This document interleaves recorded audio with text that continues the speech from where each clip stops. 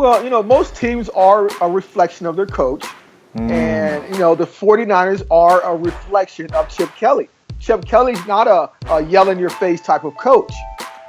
He does not dwell on if okay, we're losing and we want to focus all of our energy into that particular situation of losing and some attempt to get angry, or because from Chip's perspective, that's wasted negative energy. Are you listening?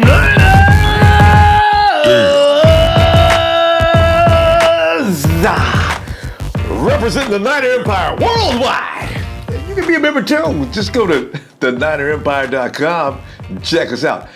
Remember this time last year, we were 2-6. We had Jimmy T running the team. This year, we got Chip Kelly, Mr. X's and O's, the man who was going to lead us out of the woods and into the promised land. And remember, we were thinking, 2-6, we were thinking playoffs. Why, I don't know. What are you going to the playoffs for? Go to the playoffs to get embarrassed. Get beat to death. We had no business even wanting to go to the playoffs. But there we were. We're thinking, all right, we go 2-6. We can go 3-7. Then 9-7 would get you to the playoffs last year. I'm trying to remember the record from last year. I'm not sure, but I don't think 9-7 would have got us in. But still, we were thinking playoffs. Now this year, we're thinking just survival. I miss Jimmy T. I really do. Remember his post games? I used to enjoy those so much. Jimmy T would be saying things like, own it, fix it, move on. We owned it. How many times have we owned it? And we're still owning it this year as well. Just getting the clock clean constantly. Have you gotten used to losing yet? Here's the thing. If we don't improve soon, we're going to have to go ahead and start tanking. For that, everybody's talking about the first round draft pick already, right? Nobody's even concerned about winning anymore. This will be the last loss. I fear this loss. If we lose, wait. I didn't say this is I'm saying if we lose, it will be the last before everybody says, give me my first round draft pick. I want a quarterback. I want a wide receiver. So on. The defense. Now, here's the thing. This is why I get so burnt up. Let me reminisce with you even further. At the beginning of the season, we felt good about having Chip Kelly as our coach, and maybe we're going somewhere. The critics were saying right and left, the 49ers are going nowhere. Of course they were. They said that last year. What's going to change? We barely changed from last year as far as personnel goes, right? Here's the problem. They started saying things like, well, the 49ers defensive line does look formidable. And then we said, oh, that's our strong suit. And then they came on and said, 49ers offensive line has made some adjustments and they look a lot better this year. And the theory being, if your offensive line and your defensive line is looking good, it'll keep you in ball games no matter what. Bing! But who's our defensive coach? His name is Jim Oneil. You know. This past weekend, here's the thing that really burnt me up when I read the report. We're on the field slant. We're gonna run right side blitz. Right side blitz. That means, of course, everybody should slant to the left. Kelly says we had one guy that didn't slant left. He didn't say who it was. He just said we had one guy who slanted the wrong way. Each and every week, Jim Oneil, you have one guy that screws up. Why in hell can't you guys get that shit straight in practice? Okay, you know what? I got upset this weekend like I haven't gotten upset before. Let me calm down. We're supposed to be talking calm today about the last game a little bit and talk about the next game. Okay, breathe. But here's still, who would have thought that we would be in this situation right now? Ronbo! Yeah, hey, I'm serious. About time for you to tweet out an apology to Heath Evans, ain't it? Oh, hell no! Oh, You know I ain't serious. oh, you better not be, man. This season ain't over Hey, yet. well, yeah. I'ma send Heath a tweet myself Yeah, and what are you gonna tell him? to stick his predictions where the sun don't shine. Oh, I'll holler at you later. oh, oh, God! I may tweet it myself. You see, because Heath is sitting back saying things like, "I told you would win one game and that'd be it." There's a lot to be pissed off about this season. Okay, breathe. Bob represented from the cooler. And if you're a fantasy football player, you want to meet these guys. They're a new online group. And they do their research and get into it very well to help you make the right choices for football. You might want to listen to this and take note. It'll tell you where he's from. Ian, what you got this week, bro?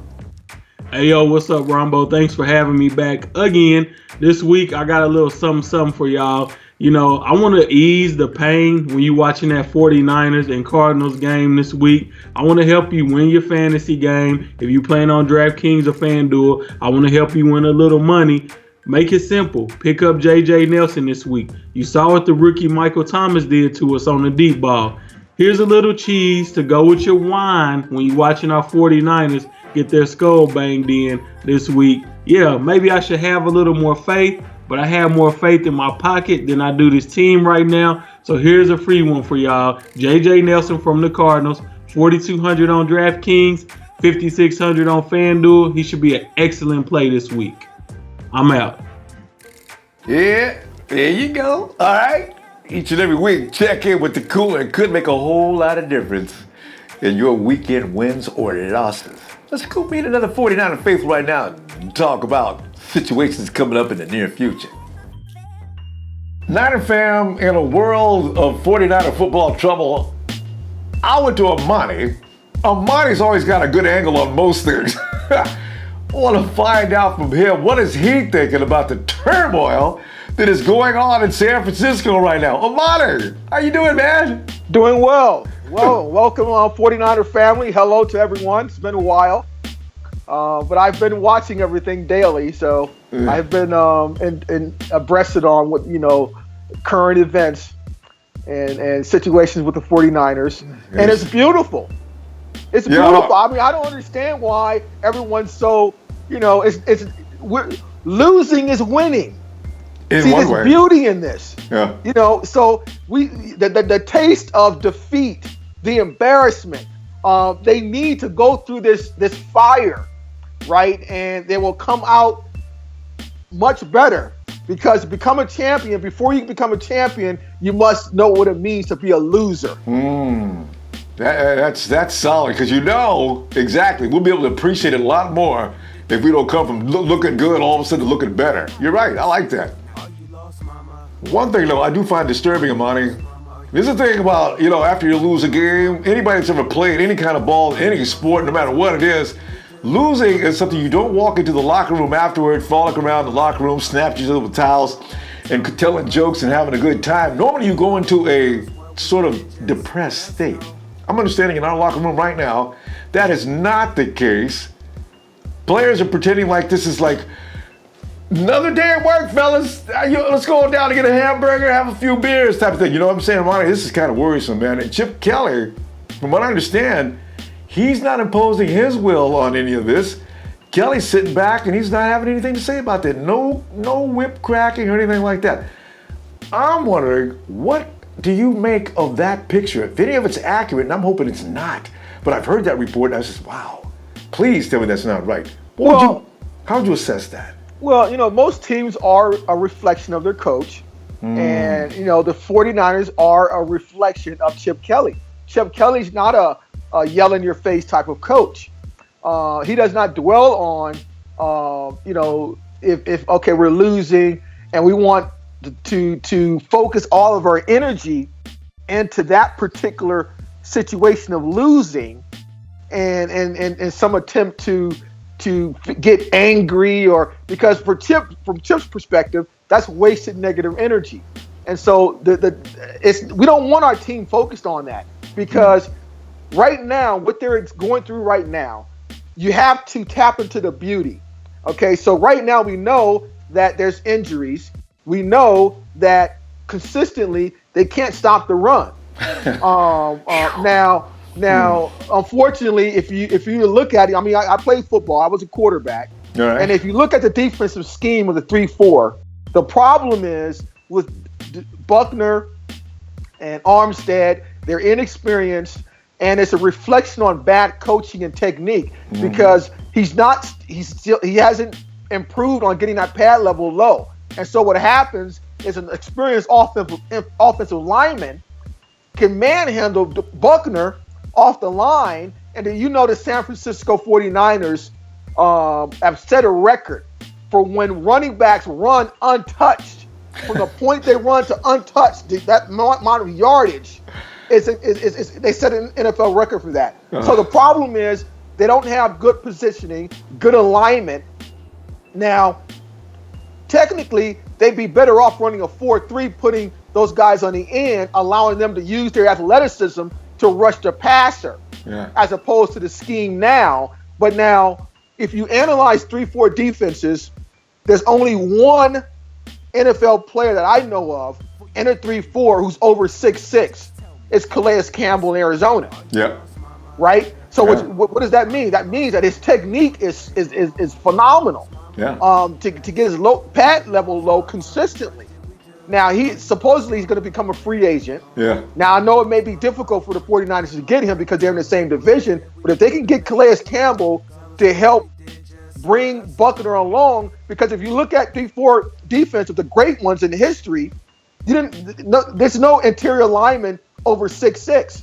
They're short guys. Yeah. Because it's all about leverage. Yeah. If you look at the NFL, your tall defensive linemen over 6'6", 6'7" were in a 4-3. Too tall Jones, Sean Jones of the Houston Oilers, he was 6'7". Those guys were out on the end, right? Yeah. Where they could use that length. Right, and that's a reflection on bulky. Why would you recruit or draft 6'7" guys for a 3-4 defense when, if you look at NFL history, you didn't have those kind of that height in the 3-4. So that wasn't smart. Yeah.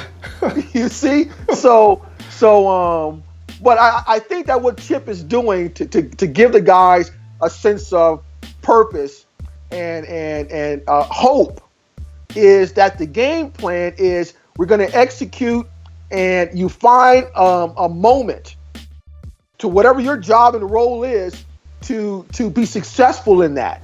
And you take that and you apply that and you grow from game to game. That's what they're doing now. It's not about winning, because losing is winning. Right now, we're competing with Cleveland. They have a donut. Yeah. We have one victory. So which means Cleveland's going to get the first pick. Yep. Preferably, we want that first pick. So if Cleveland can win 2 games and we can stay at 1, that's perfect for us, because remember, Chip never been in a position in his 4th year where he can lead the draft and get the players he wants. Now, everyone talks about defensive players. Trent Baalke. This is imperative for the draft. The first 2 draft picks, you got to go offense.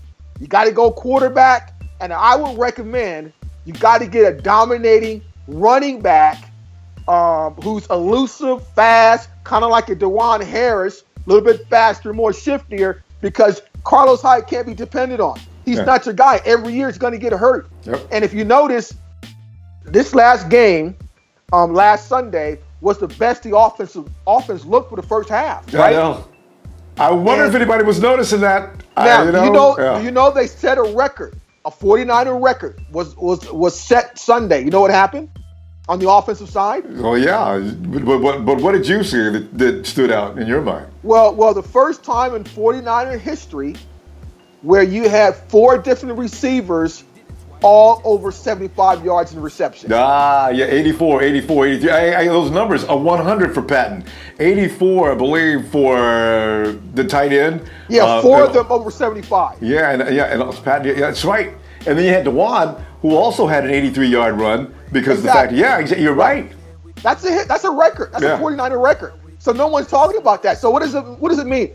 Chip is an offensive coach. What you got to provide him with is he has to get Weapons. stability in quarterback, Yeah. right? Young quarterback, but he needs that dynamic running back to put the fear in the defense. Yeah. And this year in the draft, there's a lot of good running backs out there, and then you can get to defensive gems later on in the draft process. But you got free agency money to go get some defensive veterans to help make an instant impact. True. So it's not about depending on young rookies to make your defense top 5. You got to get veterans who with NFL experience to join your team, and you got to spend the money for it. Yeah. Omari, just what you said, Calais Campbell should be priority 1. The 49ers, the first thing they do as soon as they're eligible to call, as soon as it's legal, you're on the phone with Campbell. You got 2 guys just like him. He has got to be priority 1. Not only that, you got Wilkerson. You got Wilkerson from the Jets out there. How tall is Wilkerson? Wilkerson's like 6'4", 6'3 and a half, 6'3", Yeah. 6'4". But I mean, he's a 'cause- run stopper. He's good against the run. True, put You him know at he the can nose. get to the quarterback. Yeah. Because I'm thinking, but somebody's got to educate the 2 Oregon trees. Because those boys, that is untapped energy. If you can get DeForest and you can get Eric pad level, what they've got to do, things they got to work on, some of the things you got to, because I imagine it's a little tough to stay down that low the whole game. Well, how come Calais gets that done to the point of being an all-pro, you know? So that's Yeah. a reflection on whoever's the 49ers defensive line coach. He's doing Azanaro. a poor job. He needs to get fired. He does. Azanaro didn't teach him anything when they were in Oregon, apparently. So, you're right. Yeah. I mean, it's ridiculous. There's just no improvement on the pad level. He's literally standing up. If you Yeah. look at the tape, he's standing up. He gets tired. They got him Buckner. out there for 20,000 snaps. And I imagine by the second half, he probably just loses form and tries to get away with his athleticism. I'm just guessing on that, but I'm pretty sure that's what's happening with him. Now, this is another thing that's going on with the free agency stuff.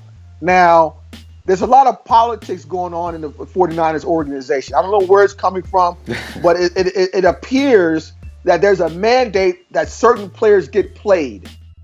Because if you notice, I don't understand how the hell would you get rid of DuJuan Harris when he's better than Mike Davis. Yeah. He's better than what's the other guy?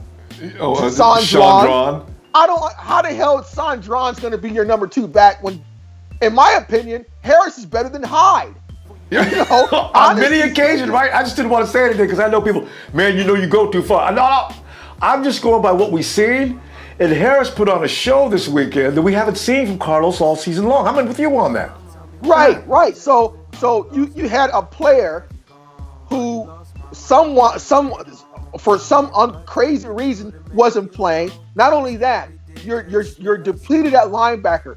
Why isn't Marcus Rush on the field? I mean, that is a mystery. They said I'm right. But Amani, they said he struggles with the run. That's the irony of that statement. They said at the beginning of the season, who do we have that doesn't struggle with the run? Nobody. Right, but you have to throw him out there to see what happens. Please. You have nothing to lose. He did shine in preseason. He gets to the Why quarterback. isn't he out there? Yeah. Right. See. I mean, It's just a mystery. right, and that's the politicking part. Now, Navarro Bowman, I don't know if you remember this, but during the preseason, he made a comment about the fact he was happy and that Trent didn't spend any money in free agency because he said this, quote, well, yeah, this is our locker room. We don't need to bring in new guys in our locker room, So, again, that tells me that Bowman wanted to be the head dog honcho in the locker room and the leader to bring in somebody like Wilkerson, would have, made him would have kind of offset his ego. He's still in You charge. can't have those kind of players. I know. I mean, right? You can't be oh well, no, I want to be the head dog, so we don't need any new guys coming in here making more money than me. Yeah, he said that. I LeVar know. Bowman. It's you're right. The politics are going to go through. How much damage the politics cause is always the question. Right, Yeah. right. So that's the issue there. You have to open up the wallet pocketbook. Oakland Raiders, they spent hundreds of millions of dollars. New York Giants spent over $200 million for their defense. That's what you have to do. Denver Broncos, the year they lost to Seattle, that following year, what did Elway do? He spent hundreds of millions of dollars in free agency to get his defense right. and it got him a Super Bowl. And it worked. You must do that. Yeah. He said, you know what, Amani, I'm thinking, though, they're concerned with the fact that they are not just a couple of pieces away from getting into the playoffs or the Super Bowl. So I imagine the common thing it seems to be with the NFL owners is you build a nucleus, probably from the draft as much as you can. You bring in a free agent here and there, but you don't go for that home run free agent. Was worrying me, you mentioned Calais Campbell. I think Calais Campbell is that home run free agent. I don't know they'll swing for it, but that's the one they need the most for so many reasons. So, it's a but that's going to be difficult, though, because they're in the same division. And the Cardinals aren't about to. The Cardinals going to match anything the 49ers try to pay anyway. They have a better chance getting Wilkerson from the Jets. Yeah. A much better chance getting him from the Jets. If you could put Wilkerson at the nose, I'd have no problem with that, because, man, we got to have nose tackles. If it's not going to be Ian Williams, it's not going to be Ian Williams anyway, because Ian can't stay healthy anyhow. I don't know who you're going to draft that could possibly come in and fill that kind of a void. It's a 2-year project, what I would think. So that's a very, very touchy subject. Who's going to be You have Eric Berry, safety Eric Berry from the Chiefs. He's going to be available. Yeah, and we need to get rid of Antoine. Everybody agrees we got to get Antoine Bethea off the field. He cost us some plays each and every week. Right. Yeah. His time is just up. He used to be good, but his time is up. If you're not going to let Kwaski Tart play, then get another veteran if you insist on a veteran. But just move him. Right. Exactly. So no, things are well. I mean, the 49er fan base should be very happy about how things are going. We're in a competition against Cleveland. So they have to get that quarterback position settled. Now, Cap actually could be, if he stays with the 49ers, he can be the bridge to that young quarterback, to support that young quarterback. Yeah. And if the young quarterback beats out Cap in the preseason, Cap becomes his backup. Yeah. That's the perfect situation. Yeah. I don't think a lot of other teams would give Cap an opportunity just because of the political stance that he took. So I think he's kind of a turnoff for many general managers. They're not going to really touch him. But I just worry, about the owners. The owners are, the guys that are in charge are not impressed with this. Also, Cap is not being paid as much anymore, so he can now pretty much go wherever he wants to go and negotiate contracts and that type of thing after this year if he wants to. If he does break out all of a sudden, he look a little better this week, like last week. He seems to be getting a little better each week. By week 12, if he's starting to look like he is the one, then now the 49ers have to throw buckets of money at him. He'll stay there because I think he does like San Francisco. He doesn't like Trent, but Jed may make Trent either leave or you do something about your relationship with Colin Kaepernick or you are going to have to go. Maybe Jed may finally grow some and finally go to that length. I don't know. Right. Well, if Cap does stay, you still need to get that number one quarterback to groom him because Cap is still limited with just his passing ability and surveying the field. His vision is just not there. But again, you saw the explosive potential of Chip Kelly's offense. Now imagine if he had the horses. Look at Dallas. You got an offensive coach. He got a rookie quarterback and an offensive running back. They're weapons. They're going to the playoffs. Exactly. And they might win in the playoffs. If I were the general manager, I would have tried to see if I could get for Joe Staley a second-round pick because right now the Minnesota Vikings gave away their first-round pick, but they got a second-round pick. Why didn't they try to do that during the draft play? Torrey Smith, you can get a third-round pick from him. Try to get a pick. If you can get 2 number ones or 2 twos, that would give you an opportunity to get a top running back in the second round. We got to get into this a little later, Mike, because that's a whole nother show, man. Because manipulating draft picks or drafted, that's going to be another show. Give me the 3, 2, 1. 3, 2, 1. Niners!